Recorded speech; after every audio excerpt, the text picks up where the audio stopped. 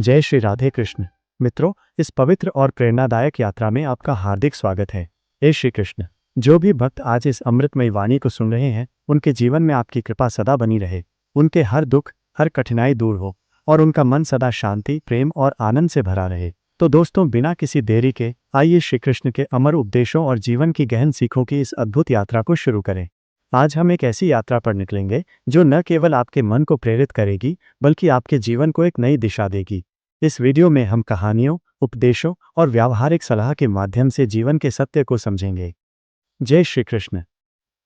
जीवन एक यात्रा है। श्री कृष्ण गीता में कहते हैं, कर्मण्येवाधिकारस्ते मा फलेषु कदाचन, अर्थात तुम्हें केवल कर्म करने का अधिकार है, फल की चिंता मत कर।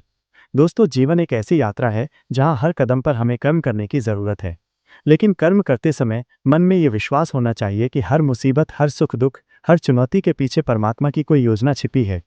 आज हम ऐसी कहानियों और उपदेशों के साथ आगे बढ़ेंगे जो आपके मन को शांति देंगे और आपके जीवन को नई ऊर्जा से भर देंगे। कहानी 1, साधु और चोर। एक बार की बात है, एक साधु जंगल में एक छोटी सी कुटिया में रहते थे। उनके पास न धन था, न वैभव, बस एक शांत मन और ईश्वर के प्रति अटूट श्रद्धा।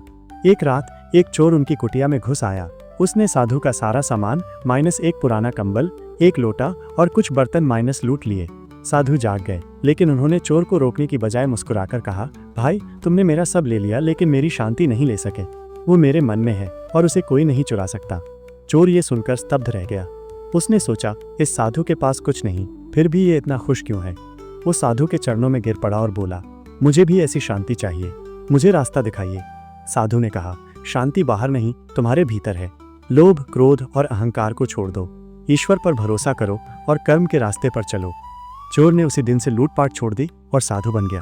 वो हर दिन ध्यान करता, सेवा करता और धीरे धीरे उसका मन शांत हो गया। दोस्तों, इस कहानी का संदेश यही है, सच्ची शांति धन दौलत में नहीं, मन की पवित्रता में है। जब आप अपने मन को साफ रखते हैं तो दुनिया की कोई ताकत आपका सुकून नहीं छीन सकती। उपदेश। श्री कृष्ण कहते हैं, मन को नियंत्रित करो, क्योंकि वही तुम्हारा सबसे बड़ा मित्र और शत्रु है। अगर आप अपने मन को लालच, क्रोध और ईर्ष्या से मुक्त कर लें तो जीवन अपने आप सुंदर हो जाएगा। आज ही संकल्प लें कि आप अपने मन को नकारात्मक विचारों से मुक्त करेंगे और सकारात्मकता को अपनाएंगे। जीवन का पहला सिद्धांत, कर्म का नियम। श्री कृष्ण कहते हैं, जो किया वही मिलेगा। कर्म का नियम अटल है। जैसे आप बीज बोते हैं, वैसा ही फल पाते हैं। अगर आप दूसरों के लिए अच्छा करते हैं तो अच्छा आपको जरूर मिलेगा, लेकिन अगर आप छल कपट करते हैं तो वो भी किसी न किसी रूप में आपके पास लौटेगा। कहानी 2, दयालु व्यापारी। एक गांव में एक व्यापारी रहता था जो बहुत दयालु था। वो अपनी कमाई का एक हिस्सा हमेशा गरीबों को दान करता था। एक बार गांव में भयंकर अकाल पड़ा, लोग भूखे मर रहे थे। व्यापारी ने अपनी सारी संपत्ति बेच दी और गरीबों को भोजन बांटा। लोग उसे पागल कहने लगे, तुमने सब कुछ दे दिया, अब तुम्हारे पास क्या बचा। व्यापारी मुस्कुराया और बोला, मेरे पास भगवान का आशीर्वाद बचा है। कुछ समय बाद एक राजा ने उस व्यापारी की दयालुता के बारे में सुना। राजा ने उसे बुलाया और उसे अपने राज्य का खजांची बना दिया। व्यापारी फिर से अमीर हो गया, लेकिन उसकी दयालुता कभी कम नहीं हुई। संदेश, जो देता है उसे भगवान कई गुना लौटाते हैं। दान, सेवा और प्रेम का रास्ता कभी खाली नहीं जाता। उपदेश, आज से एक छोटा सा संकल्प लें, हर दिन किसी की मदद करें।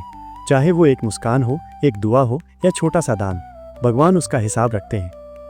जीवन का दूसरा सिद्धांत, मन की शांति। श्री कृष्ण कहते हैं, शांत मन ही सच्चा सुख है। हमारा मन अक्सर इधर उधर भटकता है, कभी अतीत की चिंता, कभी भविष्य का डर, लेकिन सच्चा सुख वर्तमान में जीने में है। कहानी 3, चिंतित राजा। एक राजा था जो बहुत अमीर था, लेकिन हमेशा चिंतित रहता था। वो सोचता, क्या मेरा राज्य सुरक्षित रहेगा, क्या मेरे लोग मुझसे खुश हैं। उसकी चिंता इतनी बढ़ गई कि वो बीमार पड़ गया। एक दिन एक संत उसके दरबार में आए। राजा ने उनसे पूछा, मुझे शांति कैसे मिलेगी। संत ने कहा, हर रात सोने से पहले भगवान को धन्यवाद दो। जो तुम्हारे पास है उसका आभार मानो, और जो नहीं है उसकी चिंता छोड़ दो। राजा ने ऐसा ही किया।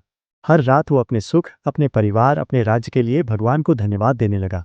धीरे धीरे उसका मन शांत हो गया। उसने महसूस किया कि चिंता ने उसे बांध रखा था और आभार ने उसे मुक्त कर दिया।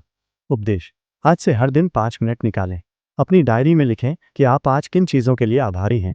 ये छोटा सा अभ्यास आपके मन को शांति देगा। जीवन का तीसरा सिद्धांत, सत्य और ईमानदारी। श्री कृष्ण कहते हैं, सत्य ही धर्म है। सत्य बोलने वाला व्यक्ति भले ही कड़वा लगे, लेकिन वह विश्वास का प्रतीक होता है। सत्य का रास्ता कठिन हो सकता है, लेकिन वह हमेशा सम्मान और शांति लाता है। कहानी 4। ईमानदार लकड़हारा। एक गांव में एक गरीब लकड़हारा रहता था। वो जंगल में लकड़ी काटता और बेचता। एक दिन उसका कुल्हाड़ा नदी में गिर गया। वो रोने लगा, क्योंकि वो उसका एकमात्र साधन था। तभी नदी से एक देवता प्रकट हुए और बोले, मैं तुम्हें 3 कुल्हाड़े दिखाऊंगा, जो तुम्हारा है उसे चुन लो। देवता ने पहले एक सोने का कुल्हाड़ा दिखाया। लकड़हारे ने कहा, यह मेरा नहीं। फिर चांदी का कुल्हाड़ा दिखाया। लकड़हारे ने फिर मना किया। अंत में उसका पुराना लोहे का कुल्हाड़ा दिखाया। लकड़हारा खुश होकर बोला, यही मेरा है।